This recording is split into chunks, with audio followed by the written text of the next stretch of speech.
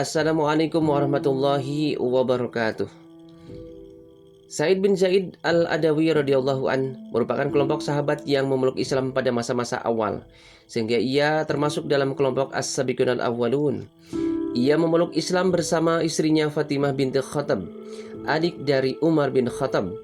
Sejak masa remajanya di masa jahiliyah, ia tidak pernah mengikuti perbuatan-perbuatan yang umumnya dilakukan oleh kaum Quraisy, seperti menyembah berhala, bermain judi, minuman-minuman keras, main wanita, dan perbuatan nista lainnya. Sikap dan pandangan hidupnya ini ternyata diwarisi oleh ayahnya, Zaid bin Amr bin Naufal. Sejak lama Zaid bin Amr telah meyakini kebenaran agama Ibrahim, tetapi tidak mengikuti agama Yahudi dan Nasrani yang menurutnya telah jauh menyimpang dari agama Ibrahim.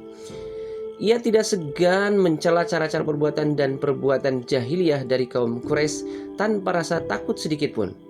Ia pernah bersandar di dinding Ka'bah ketika kaum Quraisy sedang melakukan ritual-ritual penyembahannya, dan ia berkata, "Wahai kaum Quraisy, apakah tidak ada di antara kalian yang menganut agama Ibrahim selain aku?" Zaid bin Amr juga sangat aktif menentang kebiasaan kaum Quraisy mengubur hidup-hidup anak perempuannya karena dianggap sebagai aib, seperti yang pernah dilakukan Umar bin Khattab di masa jahiliyahnya. Ia selalu menawarkan diri untuk mengasuh anak perempuan tersebut. Ia juga menolak memakan daging sembelihan yang tidak disebutkan nama Allah saat penyembelihannya, dan juga penyembelihan untuk berhala-berhala. Seakan-akan ia memperoleh ilham, ia pernah berkata kepada sahabat dan kerabatnya, "Aku sedang menunggu seorang nabi dari keturunan Ismail. Hanya saja, rasanya aku tidak akan sempat melihatnya. Tetapi saya beriman kepadanya dan meyakini kebenarannya." Zaid bin Amr sempat bertemu dan bergaul dengan Nabi Muhammad SAW sebelum beliau dikukuhkan sebagai nabi dan rasul. Sosok pemuda ini, yakni Nabi Muhammad SAW, sangat mengagumkan bagi dirinya. Di samping akhlaknya yang mulia, pemuda ini juga mempunyai pandangan yang sama dengan dirinya tentang kebiasaan dan ritual jahiliyah kaum Quraisy. Tetapi Zaid meninggal ketika kaum Quraisy sedang memperbaiki Ka'bah, yakni ketika Nabi SAW berusia 35 tahun. Dengan didikan seperti itulah Sa'id bin Zaid tumbuh dewasa. Maka tak heran ketika Nabi SAW menyampaikan risalahnya, ia dan istrinya langsung menyambut seruan beliau. Tak ada ketakutan dan kekhawatiran.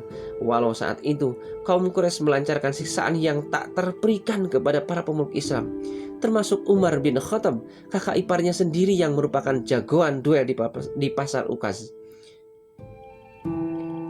Hanya saja ia masih menyembunyikan keislamannya dan istrinya sampai suatu ketika Umar yang bertemperamen keras itu mengetahuinya juga. Ketika itu Sa'id dan istrinya sedang mendapatkan pengajaran Al-Quran dari sahabat Khabbab bin Aras. Tiba-tiba terdengar ketukan, atau mungkin lebih tepatnya gedoran di pintu rumahnya. Ketika ditanyakan siapa yang mengetuk tersebut, terdengar jawaban yang garang, "Umar." Suasana khusyuk dalam pengajaran Al-Quran tersebut menjadi kacau. Khabbab segera bersembunyi sambil terus berdoa memohon pertolongan Allah untuk mereka. Sa'id dan istrinya menuju pintu sambil menyembunyikan lembaran-lembaran mushaf di balik bajunya. Begitu pintu dibuka oleh Sa'id, Umar melontarkan pernyataan keras dengan sorot mata menakutkan. "Benarkah desas-desus yang kudengar bahwa kalian telah murtad?" Sebelum kejadian itu, sebenarnya Umar telah membulatkan tekad untuk membunuh Nabi SAW.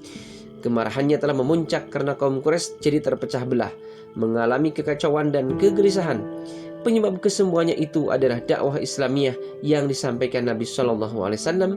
Dalam pemikiran Umar, jika ia menyingkirkan atau membunuh Nabi, tentu saja kaum Quraisy kembali tenang seperti semula. Tetapi di tengah perjalanan, ia bertemu dengan Nu'aim bin Abdullah yang memberitahukan kalau adiknya Fatimah dan suaminya telah memeluk Islam. Nu'aim menyarankan agar ia mengurus kerabatnya sendiri saja sebelum mencampuri urusan orang lain. Karena itu, tak heran jika kemarahan Umar tertumpah kepada keluarga adiknya Fatimah dan Sa'id. Sebenarnya Sa'id melihat bahaya yang tampak dari sorot mata Umar, tetapi keimanan yang telah merasuk seolah memberikan tambahan kekuatan yang tak terkira.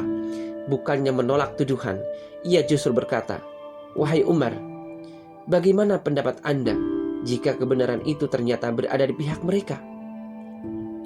Mendengar jawaban itu, Umar langsung menerkam Sa'id, memutar kepalanya kemudian membantingkannya ke tanah. Setelah itu Umar menduduki dada Sa'id. Sepertinya Umar ingin memberikan pukulan pamungkas untuk Sa'id, seperti kalau ia mengakhiri perlawanan musuhnya ketika sedang berduel di pasar Uqas. Fatimah mendekat untuk membela suaminya, tetapi ia mendapatkan tinju keras Umar di wajahnya sehingga terjatuh dan darah mengalir dari bibirnya. Keadaan Sa'id sangat kritis. Ia bukan lawan duel sebanding dengan Umar, dan ia hanya bisa pasrah jika Umar akan menghabisinya. Tetapi tiba-tiba terdengar pekikan keras istrinya, Fatimah. Bukan ketakutan, tetapi pekikan perlawanan dan permusuhan dengan penuh keberanian. "Hai musuh Allah, kamu berani memukul saya karena saya beriman kepada Allah. Hai Umar, perbuatlah yang kamu suka, karena saya akan tetap bersaksi bahwa tiada Tuhan melainkan Allah dan bahwa Muhammad adalah Rasulullah." Umar tersentak bagai disengat listrik. Pekikan itu seakan menembus ulu hatinya. Terkejut dan heran, Umar bin Khattab seakan tak percaya. Wanita lemah ini yang tidak lain adiknya sendiri berani menentangnya. Tetapi justru dari keheranan dan ketidakpercayaannya itu, amarahnya menjadi reda dan kemudian menjadi titik balik. Ia memperoleh hidayah dan akhirnya memeluk Islam. Sebagaimana sahabat-sahabat yang memeluk Islam pada masa awal, Sa'id bin Zaid merupakan sosok yang banyak menghabiskan waktunya untuk beribadah. Seorang alim yang sangat zuhud, hampir tidak pernah tertinggal dalam berbagai pertempuran dalam menegakkan panji-panji keimanan. Ia tidak mengikuti perang Badar karena saat itu ia ditugaskan Nabi SAW untuk tugas semata-mata ke Syam bersama Thalhah bin Ubaidillah. Tetapi beliau menetapkannya sebagai Ahlul Badr dan memberikan bagian ghanimah dari perang Badr, walau secara fisik tidak terjun dalam pertempuran tersebut. Ada 7 sahabat lainnya seperti Sa'id tidak mengikuti perang Badar, tetapi Nabi SAW menetapkannya sebagai Ahlul Badr. Sa'id juga termasuk dalam kelompok 10 sahabat yang dijamin oleh Nabi SAW akan masuk surga dalam masa hidupnya. 9 sahabat lainnya adalah 4 sahabat Khulafaur Rasyidin, Abdullah bin Auf, Sa'id bin Abi Waqqas, Jubair bin Awam, Thalhah bin Ubaidillah, dan Abu Ubaidah bin Zarrah.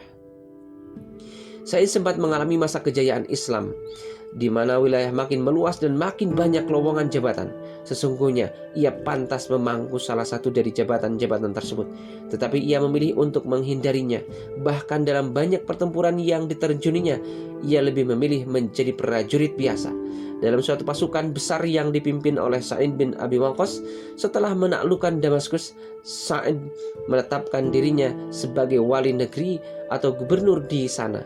Tetapi Sa'id bin Zaid meminta dengan sangat kepada komandannya itu untuk memilih orang lain memegang jabatan tersebut dan mengizinkannya untuk menjadi prajurit biasa di bawah kepemimpinannya.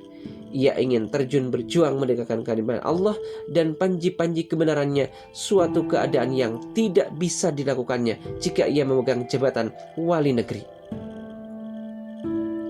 Seperti halnya jabatan yang dihindarinya, begitu juga dengan harta dan kemewahan dunia. Tetapi sejak masa Khalifah Umar serta kekayaan datang melimpah ruah, memenuhi baitul mal pembendaharaan Islam, sehingga mau tidak mau sahabat-sahabat masa awal seperti Sa'id bin Zaid akan memperoleh bagian juga. Bahkan Khalifah Umar memberikan jatah lebih banyak daripada bagian sahabat yang memeluk Islam belakangan, yaitu setelah terjadinya Fathul Makkah. Namun setiap kali ia memperoleh pembagian harta atau uang, segera saja ia menyedekahkannya lagi, kecuali sekedarnya saja. Demikian, semoga bermanfaat. Billahi taufiq wa hidayah. Wassalamualaikum warahmatullahi wabarakatuh.